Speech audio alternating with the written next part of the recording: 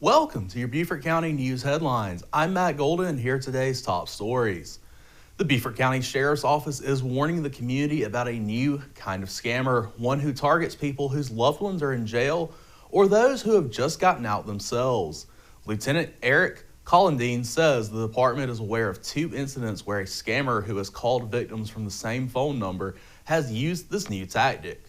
On July 30th, the brother of a man who had been confined at the Beaufort County Detention Center for allegedly failing to pay child support contacted police about a potential scam call he had received. According to the incident report, the brother said he and his wife had been contacted by a Sergeant Strickland and a Lieutenant Calendine about getting his brother out of jail in exchange for bail money.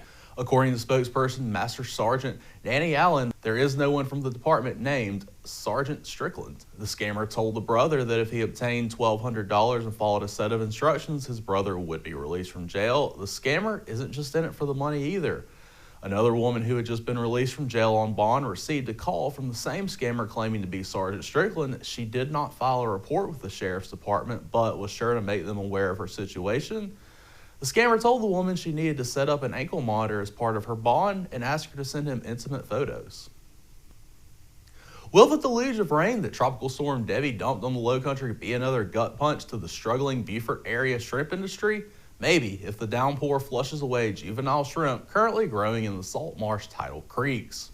The uncertainty comes just as local shrimpers are preparing their vessels for the fall white shrimp harvest, which is the largest crop of the year for the Palmetto State's most important commercial fishery. Roe shrimp spawn offshore, but the larvae track back to the nurseries close to shore before navigating back to area sounds or the ocean. As they grow, young shrimp need rain to develop properly, according to the South Carolina Department of Natural Resources. Dry summers can result in higher salinity levels that produce smaller white shrimp populations. Too much rainfall, however, can also lower the salinity levels of the shallow creeks and coastal rivers where juveniles mature. And that in turn can force young shrimp into open water where size can be impaired and survival rates are reduced. Poor commercial harvests can follow, SCDNR says. Big storms like Debbie can flush out the estuaries and your fall crop could be gone. But longtime shrimpers also note that rainfall can have a positive impact. It is a waiting game to see how this harvest will be affected in Debbie's wake. Beaufort High School was able to get 150 minutes of work in before the heavy stuff started last Monday, all much needed time to get where they want to be. 2 different finishes over the past 2 years have given the Eagles clarity on where their goals are. I think there was a little bit of a learning curve that doesn't just happen, you have to earn it, said Beaufort head coach Bryce Librand.